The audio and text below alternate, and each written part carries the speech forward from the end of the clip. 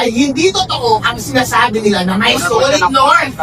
Hindi totoo na solid ang mga probinsyano at Ilocano sa kanya. Kasama namin si Janito. Hindi totoo na kakampi nila lahat ng mga nakupong opisyal sa ating gobyerno dahil nandito ako, pinapakita ko yan. Kaya ako lumapit dito dahil walang kwenta yung final na unang impeachment complaint. Kakaunti. Diskarte nila yun, parang wala nang makayos na umandar sa impeachment complaint. Kaya nung siya na yung mga may track record na mga successful endorsement. Number one na political lawyer sa ating bansa ay napakakapal na papeles at napakakapal na ebidensya. Sali ako dyan na dahil gusto nating matanggal ang ulo ng korupsyon sa ating bansa. At hindi ninyo pwedeng sabihin na purong align sa Duterte ang grupo namin. Dahil ako ay lone wolf lamang, wala akong kakampi. Lahat kinakalaban ko basta masama, kakalabanin nila. Kaya nandito ako para patunayan na merong totoong nangyaring graft and corruption. Ito po ang discussion namin sa aming complaint. Naniniwala ba tayo, meron pa bang doubt na merong malawakang nangyari na nakawan dito sa ating bansa? Inamin na nila, hindi ba? At inamin na rin nila, alam na rin natin na ang grupo nila ang nagnakaw. Si Sandy, si Romualdez, si BBM. Ang problema na lang ngayon ay nagtuturuan sila. Ngayon, kung nasa korte tayo ngayon, ang question na lang ay yung credibility. Ang credibility ba ni Sandy versus yung credibility ni BBM? Ngayon, ano ang credibility ni Sandy? Nento niya na lahat yung modus. Yung ang program appropriations, yun ang paraan. Ang pagnanakaw sa budget ng PhilHealth. Nagkasakit si Congressman Jean Paras. Hindi na siya makakakuha ng benefits sa PhilHealth. Yung aking bangko kapag na-bankrupt, wala na akong makukuha pera dahil kinuha na nila yung pera sa PDIC. Kwento na ni Sandy lahat ng kanilang paraan specific. Nagde-deliver ng mali-maleta sa Malacanang, sa Coldspot, 2 billion. Ayun, ang daming pera. Bilyong-bilyong salapi ang dinideliver amongst them. Yun yung isang sign ng credibility. Ngayon, tingnan natin yung isang sign ng credibility. Anong sagot? AI. AI daw. Kung ikaw ang musyado, sino ang mahiniwalaan mo? Yung kasama sa conspiracy na tinuturo nila ang bawat isa o yung nagpapalusot na mastermind? Alam na yan. Kapag ikaw ang musgado, convicted yan. Kaya ang tanong lamang, ang simple question lamang, on the ground of graft and corruption dito sa aming impeachment complaint, maniniwala ka ba kay Sandy? Kapag naniniwala ka kay Sandy at hindi ka naniniwala sa palusot ni BBM, impeach dapat si BBM dahil ground for impeachment ang graft and corruption. Dagdag lang ako, no? Hindi lang graft and corruption. Yung pagtanggap ng 2 billion per month SOP or 57 billion na kickbacks, allegedly, na tiniliver ni Sandy ko sa kanya, kay President Marcos Jr., the respondent in an impeachment complaint, yan po ay violation ng Constitution, culpable violation. I'm referring to Article 7, Section 13. Bawal ang conflict of interest. Bawal kumuha ng kickbacks. Bawal tumanggap ng regalo sa mga transaksyon sa gobyerno. Saan magaling itong 57 billion or 2 billion per month? Sa mga contractor mo ito na may transaction sa gobyerno. Yan ang culpable violation of the Constitution of the President aside from Republic Act 3019, anti-graft law. Dalawa po ang kanyang violation dito sa kickback scheme or SOP na sinabi ni Sandy ko. Yung bribery ay kasama na sa graft and corruption, kasama na rin siya dito sa Article 7, Section 13 of the Constitution. Just a short alam mo, si Sandy, personal friend ko. At sinabi niya talaga yung mga sinasabi niya kay Marcos. No? In fact, he told me na baka tanggalin niya siya sa Appropriations Committee dahil hindi siya nakadeliver sa amount na napakalaki na hinihingi nila Marcos Jr. at pamilya niya. So, in other words, mga kababayan, sa ko, sinasabi nila, di, hearsay lang yan kasi wala naman siyang under oath doon sa kanya. No? Hindi po totoo yan, may jurisprudence na po tayo na yung galing sa Facebook is admissible in evidence. Pangalawa, kasama siya sa isang conspiracy. The conspiracy to commit crimes of plunder. So, kapag paniwala, kang mapapaniwala ang sinasabi ni Sally ko. So, yun po, kaya dito sa complaint namin, in-emphasize namin yung mga ebidensya against Marcos sa mga diniliver na pera. Pero hanggang ngayon, ang Senate Blue Ribbon Committee, kaya nga po nag-file kami ng impeachment dahil ang tingin namin si Lacson masyadong pabor sa kanila. Hindi niya pinatawag si Bersamin, hindi niya pinatawag si Amina, tinawag si Amina katuwang palimay, ka-defensor sa PESA. Dapat yun, isasalang yun. Kasi sinasabi ni Satico, nung nagpa-insert si Marcos ng 100 billion pesos, tumawag sa kanya si Amina, pamandaman. Tapos i-clear niya na, o kung gusto mo i-clear, si Adrian Belsamin. Pero hindi ito tinawag ni Lacson.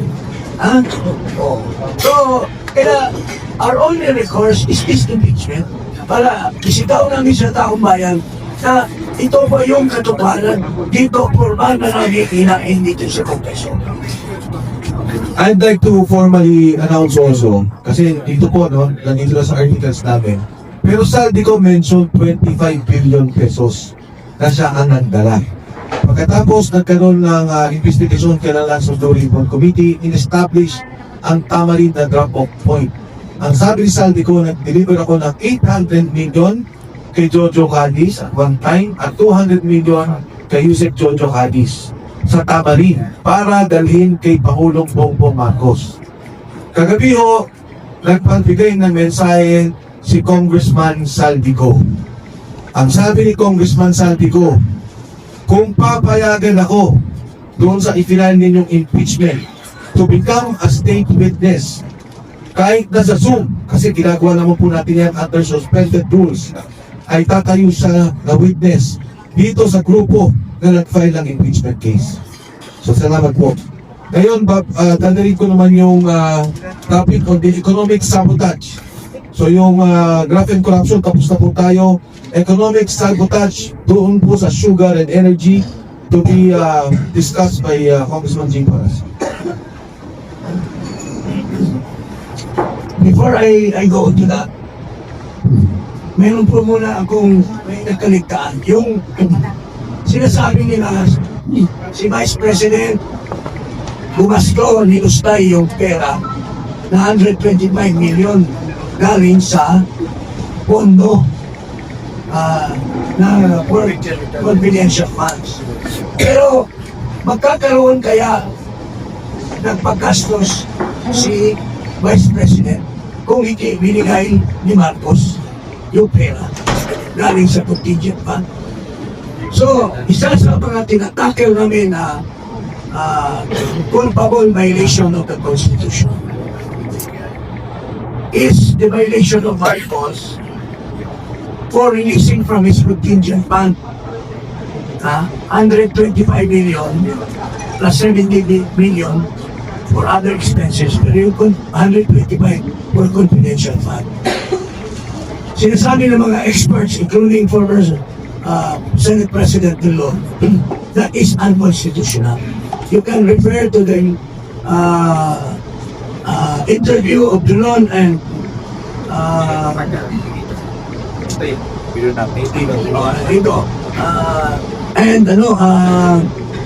sino ito sa ABS? Kanin David. Sinasabi ni Drilon, what Marcos did was unconstitutional kasi naglipat siya ng item, ng pera from the contingent to confidential pa, wala namang item in the Journal of Constitution. Bawal po alang mag-comment according to the Constitution. It's a violation of law to transfer funds when there is no item. You cannot comment unless savings. Ang confidential fund is not savings. Only savings can be used by the President. So, Marcos has violated. Bago nyo kapaan si Sara, si Marcos muna ang sinampa namin. Kasi siya ang source of pera na ginastos si Sara Duterte. Second, graft and corruption. Hindi itong graft and corruption ni Marcos. Ito mismo. It was here in Congress, si Undersecretary Pangiliban was caught saying that it was Marcos who ordered the importation of 440,000 tons of sugar without a sugar order. Sabi niya, let's do it ourselves. Inamit po ito ni Pangiliban. Kung tinanong siya ni Risa, dinidikdik siya ni Risa Ontiveros, ni Pimentel, at ni Tolentino. Nandito po ang conversation nila. Ito po, ang exchanges nila. Sabi ni Pangiliban, ang sabi ni Presidente, let's do it ourselves. Anong ibig sabihin na let's do it ourselves? Sila. Walang sinusunod na regulasyon. Ang regulasyon kasi, bago ka pakapag-import, you have a sugar order. Ito. There was no bidding. Hindi, ang matindi nito, umili lang siya ng 3 sa 30 o 40. Pinili niya yung 3, All Asian Counter-Trade, si Escalet, kaibigan niya yan, yung Sopdem Philippines na kinesyo ni Risa na walang pera, at itong Edison Lee, marketing. Bakit pipiliin mo lang yung 3? When there are more qualified. Nakipag-meeting pa si Marcos, mayroon tayong picture na nag-meeting si Marcos with his only 3 trailers. So, this is graft and corruption, mga kababayan, giving undue advantage and warranted benefits to these 3 traders over others who are more qualified. Pinili niya without the benefit of the meeting, at the same time, walang sugar order. Tapos, pag dumating na yung kargamento, saka na lang nila nilalakad yung sugar order after the fact. So he has already committed the crime of graft and corruption.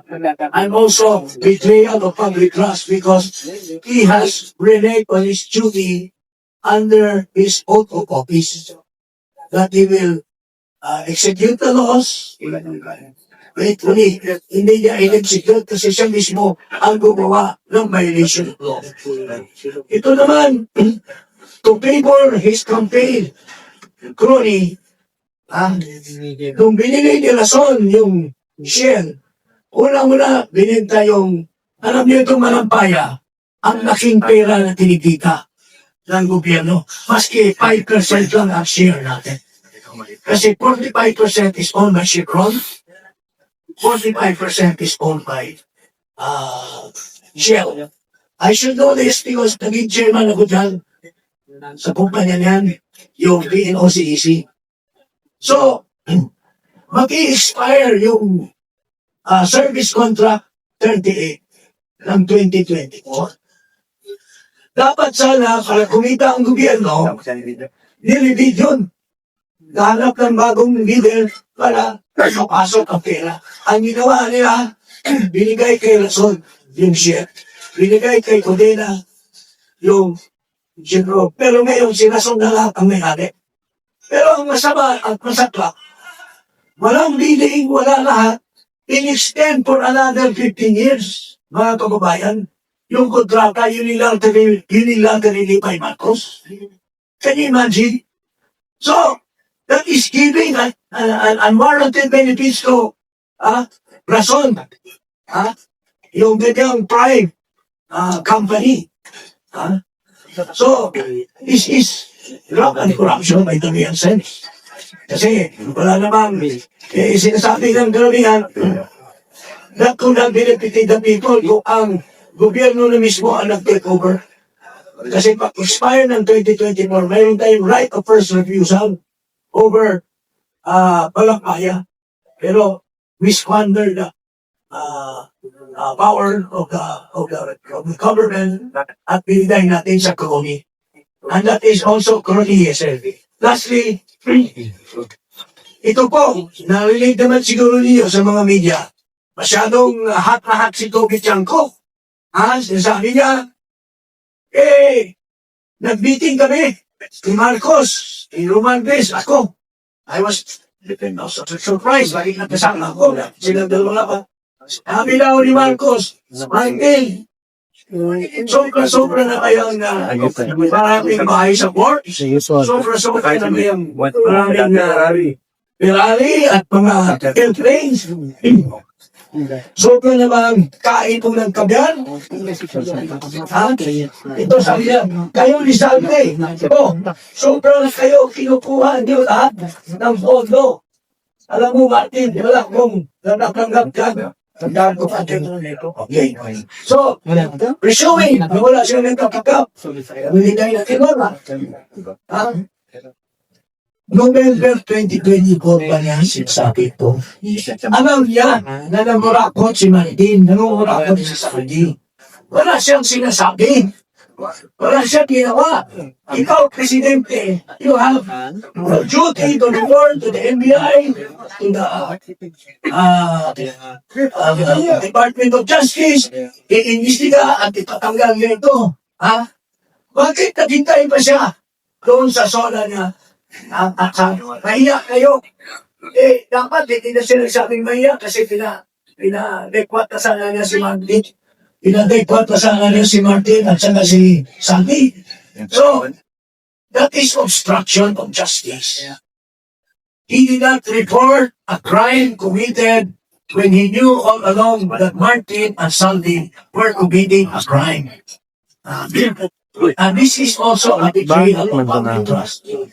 He reneged on his duty under the Constitution, yung kanyang oath of office, that he should execute the law. He had the law. Tapos, recently, nagpa-interview siya. Tinanong siya, sir, ano namang sitwasyon kay Martin Romales? No, I didn't see any racist against Martin Romales. Nagsisinungaling na naman siya. Wala daw, binding sa isang. Alam na nga niya. Binagalitan na nga niya dahil nakaw. Tapos ngayon sasabihin ko, kasi tumalingan. So, that's betrayal of public trust. Okay, one of the highlights of the Bushnet complaint is also the incident with former President Rodrigo Duterte. And to discuss that is our former general lawyer, attorney Garcia, Virgilio Garcia. Salamat po. Tapusin ko lang yung sinasabi ko kanina tungkol sa national security concern yung mental health ng Pangulo. Kasi kailangan tayong makasiguro na matino ang pag-iisip ng ating Pangulo at siya ay gagawa ng tamang desisyon sa panahon ng pangangailangan. That he is going to make the right decision, that they will stay there and decide that our own, sa kaputihan natin lang. Okay. Yung pangyayari sa naasan sa akin na i-dispatch yung nangyari sa airport ko, ano muna paalam natin sa mga kababayan natin, mga OFW, yung baka kayo ay nakakailangan ng tulong sa ating gobyerno habang kayo ay nasa ibang bansa, iyan po ay hindi kusang loob, hindi, kumbaga parang kapokin nila na kayo tinutulungan nila at tatanawin ninyo ang utang na loob. Yan po ay obligasyon ng ating gobyerno na kayo ay tulungan. At dito po sa mga tatang ito, the reverse happened. Ano po, yung nasa labas, tutulungan ka. Napapansin ninyo yung mga nakukulong, yung mga pupupalo, pupunta ng ulo. We make representations with the government because our government must be able to protect our citizens in other countries para yung sila naman ay maproteksyon na natin sa kapangyarihan ng gobyerno kung saan silang bansa nandoon. Okay, so that is the prime duty of government is to serve and protect the people. We will give flesh each constitutional provision dun sa nangyari noong March 11, 2025. Oh, sa airport. So, it doesn't matter, hindi personality driven, kundi ito ay obligasyon ng ating gobyerno na kailangang gampanan. Kaya sinasakdal namin ang Pangulo ng Pilipinas, si Ferdinand Romualdez Marcos Jr., ang paglabag sa saligang batas, ang pagfigo sa tiwala ng taong bayan, ang paglabag sa batas. Yan. Noong March 11, ba? March 11, 2025, sa airport, inaresto si Pangulo Duterte. Hindi siya napagbigyan na matulungan ng kanyang abogado. He was denied legal representation. Yung isang abogado nga niya, ginangkang pa-inalis doon. Ano? So, it's all in the complaint, yung narration of facts. No? Now, we all witness this, so I don't have to sabihin. Ang gusto ko lang klaruhin is ang sinasabi nila, ang basihan nila sa pag-aresto is yung sinasabi nilang ICC warrant of arrest. Under the law, a foreign judgment is a piece of paper, nothing more than just a piece of paper. It's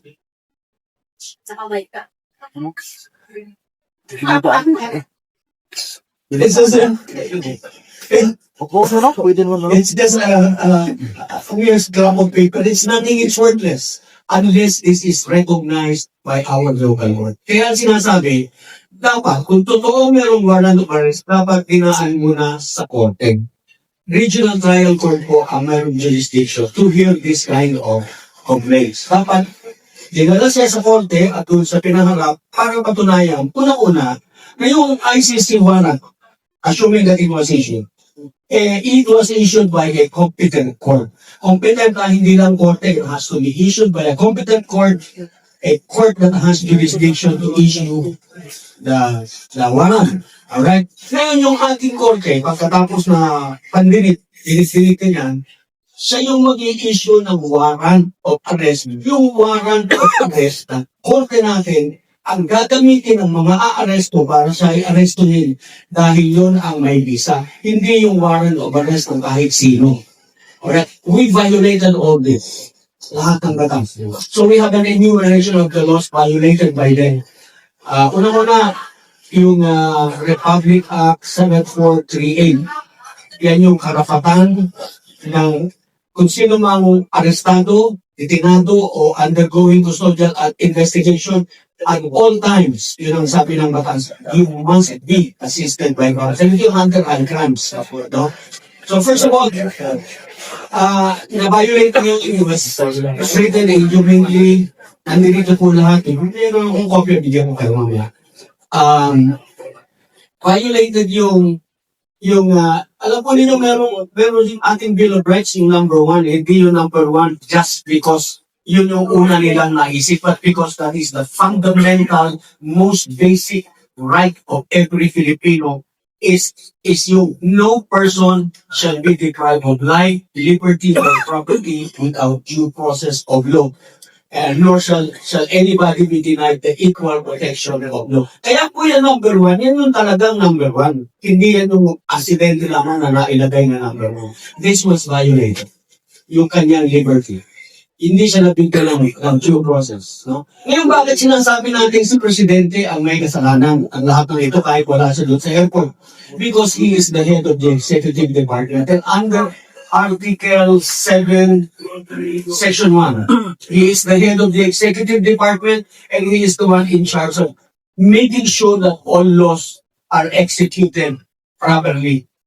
Alright? So, ngayon, ang masaklap dito, ang masaklap dito, hindi yung Pilipino nasa labas na hindi mo tinulungan. Ang masaklap dito, yung Pilipino nasa Pilipinas, pinadala mo sa ibang bansa kahit wala kang obligasyong ipadala yung taong yun sa ibang bansa, at pagkatapos, iniwanag mo doon without any aid or assistance from the Philippine government. That makes matters worse. This, to us, is culpable violation of the Constitution. This, to us, is betrayal of public trust. And the crimes that they committed are all high crimes. Punishable by death yung kidnapping, actually, kidnapping lang tinatawag para maunawaan ng lahat. Pero actually, the crime committed is serious illegal detention, which is punishable by regulation perpetua to death. So that makes it a very high crime, similar to treason, bribery, plunder. Yan. So, mamalupit po yung mga crimes committed. Ito pa, para kay General Torre. General Torre, you violated Republic Act 7438. Ang penalty po doon, mababa lang ang multa, 6,000 pesos lang. Pero may imprisonment, not less than 8 years, not more than 10 years. Pero ang pinakamaganda po, merong naka-attach na penalty na perpetual absolute disqualification from holding public office. In other words, once you are convicted, wala ka na pong retirement pay. Salamat po. Thank you, General Garcia. Kung Jean, would you like to add? Ano yung si Atty. Manuel? Ang matindi doon is lahat itong gumagalaw. Gilbert, John B. Crimolia, Anyo, Ibo, nilisto lahat sila ni John B. Crimolia, lahat ni Grandet. So it's a conspiracy to put Duterte under rendition. And the fact is, they have lied. They have lied to the public. Sinasabi ni Marcos, meron na tayong Interpol. Pero wala naman pala, red notice, wala naman pala red notice. Kasi the red notice, we are now obligated to the Interpol. Pero he disregarded what he has been saying that the ICI and the ICC has no jurisdiction. The ICI has no sovereignty. The ICC has no sovereignty over action. The ICC has no jurisdiction.